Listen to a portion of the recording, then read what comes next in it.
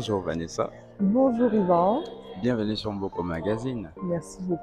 Alors, nous sommes là dans le cadre des Inspire Talks, Oui. pendus à leur 12e édition. Mhm.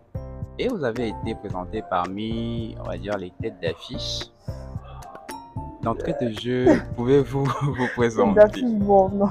Oui, enfin, tête d'affiche, Maman Camille était sur tous les visuels. Ah, On sait qu'elle sera dans la Orange Box, mhm. donc on va faire une incursion tout à l'heure D'accord, pour lui rendre visite, une visite spéciale Orange Box. ça va. Alors pour les followers, d'entrée de jeu, vous pouvez vous présenter. Alors, Maman Camille, bon, Maman Camille, c'est un nom, c'est mon sobriquet sur les réseaux sociaux, mais je m'appelle Vanessa Tabet Bialeux. Donc, je suis maman, une mompreneur, comme on dit souvent. Donc, j'ai 3 enfants, Makeda, Kemet et Hank. Comme je dis toujours, c'est les plus grandes sources d'inspiration dans ma vie. Et tous les projets que j'ai eu à faire, tout venait à chaque fois d'eux. Tout partait d'eux. Donc voilà, sinon, comme je dis toujours, je suis une passionnée de communication, de marketing, je fais beaucoup de sport, passionnée de culture africaine, ses traditions, j'adore manger. Et c'est peut-être aussi pour ça que j'ai ouvert une crêperie il y a Oui. 5 ans. Donc je suis promotrice de la crêperie Uni, donc qui est un musée des saveurs qui propose des petits délices et tout pour les palais des familles camerounaises. Donc voilà, un peu autrice, auteur, je sais jamais comment qu'est-ce qu'on dit. Je crois qu'on les deux se disent, mais bon, autrice, on dit autrice, mais auteur aussi, mais En avec fait, un E à ce la que fin. femme veut, Dieu le veut, donc ça Ouh peut être là un auteur là, avec donc voilà. autrice, Donc carrément. voilà, en tout cas. Donc là, encore une fois, mes enfants m'ont donné envie d'écrire un livre pour enfants. Donc là, c'est ce que j'ai fait. Donc là, le temps de lancer et tout. Mais déjà, je suis très contente parce qu'ils adorent ce livre-là. Donc bon, autrice, c'est peut-être trop dire, mais j'ai écrit un livre pour enfants pour pouvoir justement se rapprocher, toujours comme on avait cette discussion de la culture camerounaise, qu'on sache un peu plus les choses sur le Cameroun, vraiment rien qu'avec des petites bases. Savoir un petit peu qu'on a 10 régions, par exemple, quelles sont les richesses de chaque région, qu'est-ce que le Cameroun a de beau à offrir, enfin voilà. Donc c'est un peu ça. Voilà moi. Sinon, je suis une férue aussi de marketing. Je crée parfois du content sur les réseaux sociaux à mes heures perdues hein, Oui. pour les marques. Et puis voilà, Alors, c'est tout moi. on a Vanessa Mhm, d'un côté, on a Maman Camille mhm. de l'autre. Oui. Alors, comment s'est opérée la transformation? Alors, comment est née Maman Camille? Alors, Maman Camille est née. Je pense que quelque part indirectement, j'ai toujours été un peu Maman Camille. Hein, on l'est tous un peu, mais la personne qui a vraiment révélé ce côté-là et tout, c'était mon mari, qui est très dans la spiritualité, qui a ce besoin de se reconnecter avec ses ancêtres, son histoire, connaître, savoir d'où on vient. Parce que comme on dit, c'est important de savoir d'où on vient pour savoir où on va. Donc voilà. Et on se rendait compte que nous, notre génération, il y a beaucoup de choses qui, enfin pas passer sous la trappe, mais qu'on n'a pas eu la possibilité d'exploiter, de connaître un peu plus. C'est toujours les histoires que nos parents nous racontent, etc. Mais même, on n'a pas eu la possibilité de vivre, de savoir vraiment tout ce que... C'est quoi le Cameroun en fait? C'est quoi être Camerounais et toutes ses valeurs, toute son histoire et tout qui fait ce qu'on est aujourd'hui. Donc voilà, c'était ce besoin-là de sortir un peu des codes, de cette modernité un peu occidentale aussi, et de vraiment se reposer sur les valeurs et tout qui nous représentent. Donc mon mari aussi, il est fan de mythologie égyptienne, l'histoire aussi des Kamites, des Noirs aussi, ça part aussi d'Égypte. Donc voilà, c'est vraiment retracer, c'est vraiment se reconnecter avec son histoire, savoir d'où l'on vient, ce que le peuple camerounais, enfin africain a traversé, par quoi il est passé, qu'est-ce qu'il a créé, comment il est devenu. Donc c'est un petit peu tout ça qui en gros, entre guillemets, nous a créé un peu nous a fait nous créer un peu ce cocon de voilà, nous rapprocher de cette africanité-là et vivre selon certaines valeurs aussi, comme je dis, que ce soit des valeurs de justice, des valeurs d'équité, de courage, détermination, etc. Donc, ces valeurs-là et tout que nous-mêmes, on essaie d'appliquer tous les jours et qu'on essaie de transmettre à nos enfants aussi, quoi. Donc, pour que justement, on puisse, comme ça c'est sa phrase préférée en plus à mon mari et tout, c'est la phrase de Sankara, je crois que c'est Sankara. Il disait tout, tu es Sankara, des milliers d'autres Sankara naîtront. Et c'est ça en fait qu'il veut aussi inculquer, c'est que vraiment, c'est donner les valeurs, donner les bases, les fondamentaux, savoir et tout qui vous êtes pour mieux vous réaliser et tout demain. Donc, c'est un peu ça. Alors, comment est reçu le concept? C'est pas comme si on change de vie, tout, hein, on est juste normal, c'est juste nous, ça va pas forcément se voir, je ne sais pas, ça va être plus dans les discours, plus dans la façon d'échanger avec les autres, avec les enfants, ce qu'on transmet, comment on éduque nos enfants, comment on éduque notre entourage, comment on vient en aide à nos proches à travers la bienveillance, à travers... c'est une attitude en fait, c'est pas oui, non, toi tu es comme ça, moi je suis comme ça, on n'est pas, c'est pas sectaire, c'est pas, enfin je sais pas, parce qu'on a souvent l'impression que voilà, Kamit, vous voulez vivre selon les anciens, non, ça n'a rien à voir, mais c'est vraiment repartir vers les fondamentaux et vivre selon certaines valeurs, c'est tout. Et c'est ce qu'on fait. Donc voilà, il n'y a pas de truc particulier qu'on fait, si ce n'est que c'est juste vraiment appliquer les valeurs et tout qu'on se donne, quoi. Donc, il y a un fond de valeurs, mais il y a quand même quelque chose de particulier. Lequel? La crêperie. Ah, oui, bon, la crêperie, bon, ça c'est parce que aussi, c'est vrai qu'on a dit maman Kamit, mais il y a aussi Tata la crêpière. Hein. J'ai un autre, ça aussi Tata la crêpière. Oui, mais vraiment Tata la crêpière, ça c'est vraiment un projet. Enfin, moi, je n'étais pas du tout destinée je n'avais jamais pensé ouvrir un restaurant ou quoi. Et même mon projet de base, ça n'a jamais été un restaurant. C'était vraiment créer un espace où les familles peuvent se rencontrer, un espace où des personnes, on peut prendre le temps, on peut se faire plaisir en mangeant, on peut se faire plaisir en se détendant, en se posant, et comme si on est à la maison mais à l'extérieur. C'est vraiment ce concept-là que je voulais créer. Donc, c'est pas du tout comme ça dans mon business plan de base. Donc, mais bon, après, on fait, sur le terrain, c'est toujours différent. Donc, on fait avec ce qu'on a et il faut savoir s'adapter aussi en fonction de ce qu'on trouve, en fonction des obstacles et tout qu'on rencontre sur le terrain. Donc voilà. Donc moi à la base je suis très marketing, communication, publicité. Vraiment ça c'est mon truc, ça a toujours été ça. Bien que c'est vrai qu'au lycée je voulais être gynécologue obstétricienne et j'ai très vite viré après. Donc je sais pas, c'est toujours la fille qui j'adorais les sciences, chimie, j'adorais ça. Et j'étais toujours en fait celle qu'on venait voir et tout pour calculer ses périodes, son cycle menstruel, tout ça. Donc voilà, donc j'ai toujours adoré ça jusqu'à ce que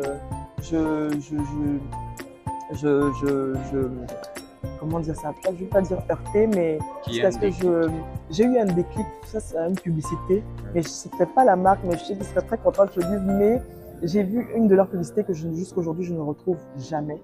Et en fait tout y était, tant la musique, tant l'émotion, l'émotion que ça renvoyait, les visuels, tout était bien choisi, tout était en place. Et en fait je me suis dit, l'émotion que j'ai ressentie, j'ai dit, en fait j'ai envie de faire ressentir ces émotions-là et tout à d'autres en fait.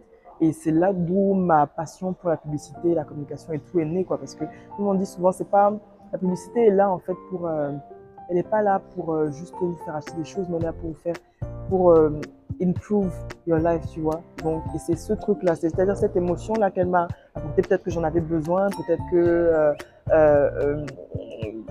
je sais pas, peut-être qu'elle peut déclencher des choses en moi, on sait pas, mais c'est apporter créer de l'émotion, susciter de l'émotion en fait chez les gens. C'était vraiment ça mon but en fait.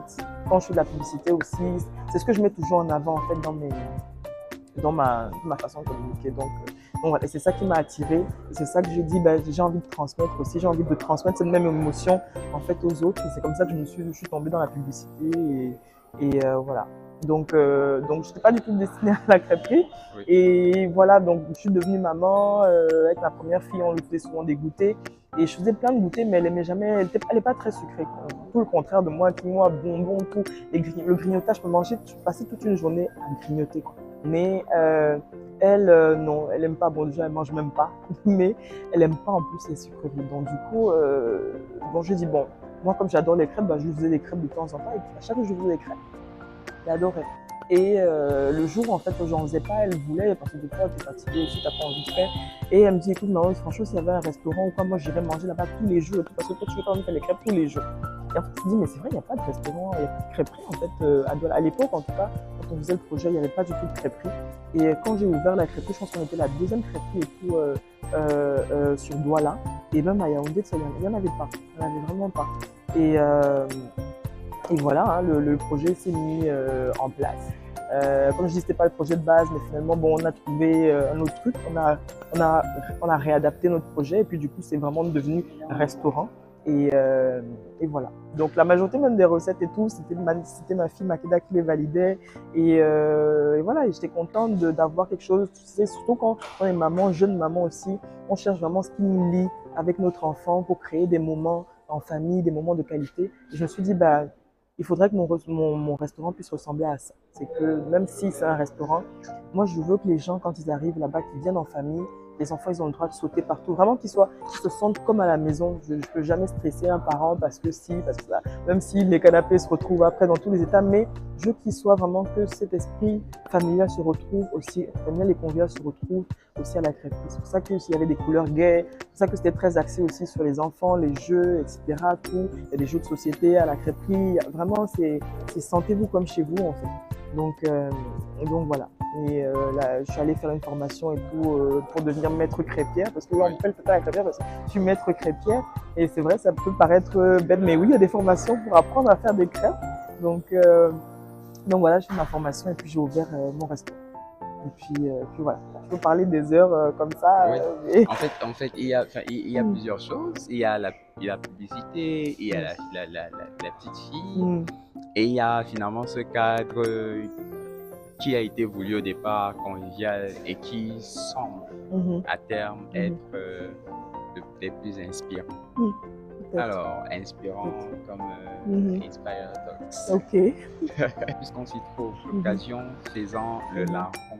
C'est quoi votre assentiment général par rapport aux Inspire Talks quand à leur deuxième édition? Bon, moi je ne suis pas. Je crois que j'assiste au Inspire Talks depuis peut-être la 8e ou la 9e édition, je pense. Et à chaque fois, c'est un réel plaisir, en tout cas, déjà d'accompagner les équipes d'Inspire Talks parce que c'est des jeunes femmes et tout comme moi qui ont envie de changer les choses, qui ont envie de créer une nouvelle génération de femmes audacieuses, conquérantes et qui ont envie de faire bouger les choses, quoi, qui impactent réellement. Et ça, je pense que c'est important. C'est important d'être inspiré, pouvoir inspirer les autres. Et ça permet de faire toujours tourner un petit peu cette machine créative, les ménages, de pouvoir toujours se booster. Parce que parfois, on peut avoir beaucoup d'idées, mais il suffit juste qu'une personne s'asseye et nous dise écoute, moi je te verrais peut-être dans ça, écoute, voilà peut-être ce que tu pourrais faire. Et ça change toute la perspective. Et parfois, on n'a pas ça dans notre entourage. Donc c'est bien ce qu'elles ont créé parce que justement, on peut se retrouver entre femmes. On peut déjà voir que y a des gens qui vivent les mêmes choses que nous. On peut trouver peut-être demain son futur partenaire. On peut juste être inspiré. Donc on ressort toujours de là quand même riche et grandi, je pense. En tout cas, toutes les éditions que j'ai eu à faire, j'ai toujours eu un côté positif et tout face à ça. Et voilà, je pense que cette journée aussi, il y a déjà un très bon panel. Je pense que je ressentirai de là quand même un peu plus grandi et peut-être pourquoi pas avec une idée d'un prochain projet demain, on ne sait pas.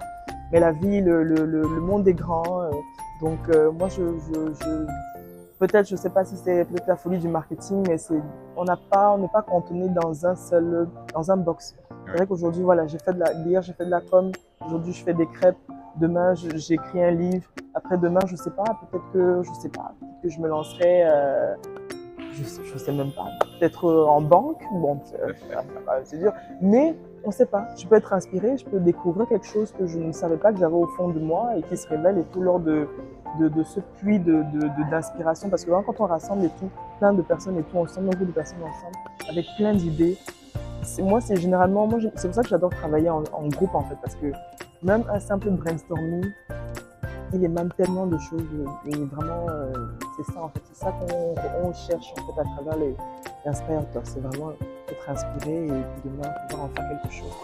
Oui, en un mot, aller à la conquête. Aller à la conquête, en un mot, bon, je ne vais pas dire conquérir, mais en un mot, vaincre, je dirais. Oui. Vaincre qui? Vaincre quoi? Plus vaincre, c'est vaincre la peur ou les barrières, ou enlever les barrières qu'on se met souvent inutilement. Vaincre,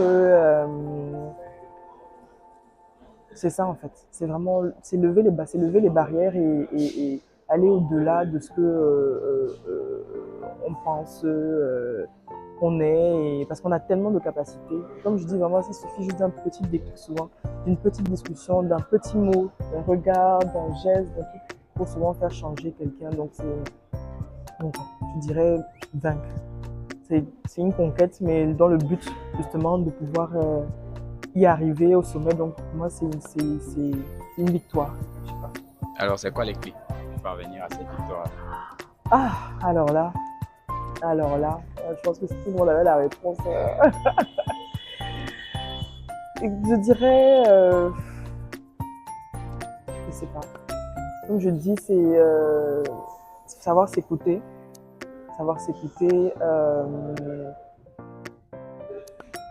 avancer avec bienveillance aussi, parce que je pense que comment on arrive à certaines choses, c'est aussi à travers l'énergie qu'on renvoie, à travers comment on est aussi. Donc, se forger une personnalité quand même qui est bienveillante, qui est aimante, je sais pas. Être discipliné, savoir rester consistant dans ce qu'on fait, se tenir, se fixer des objectifs. C'est pas toujours facile. Je pense que c'est ça, je crois qu'on dit le plus difficile, hein, c'est de rester consistant dans ce qu'on fait. Parce que quand on entend les grandes histoires, que ce soit McDonald's ou Coca-Cola, qui sont vus des fois refuser leur projet des centaines, des milliers de fois, et nous qui abandonnons au bout de 2-3 fois, on se dit bon, voilà, donc la consistance, c'est pas toujours le plus évident, on n'est pas dans un contexte évident.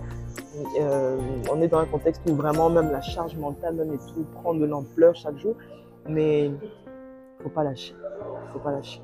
C'est ce que je dirais. Donc voilà les quelques mots, voilà les quelques tips si je puis dire. Ok, donc merci infiniment d'avoir répondu à nos questions. Merci beaucoup. Nous vous disons à très bientôt sur Mboko Magazine. D'accord. À bientôt. Voilà.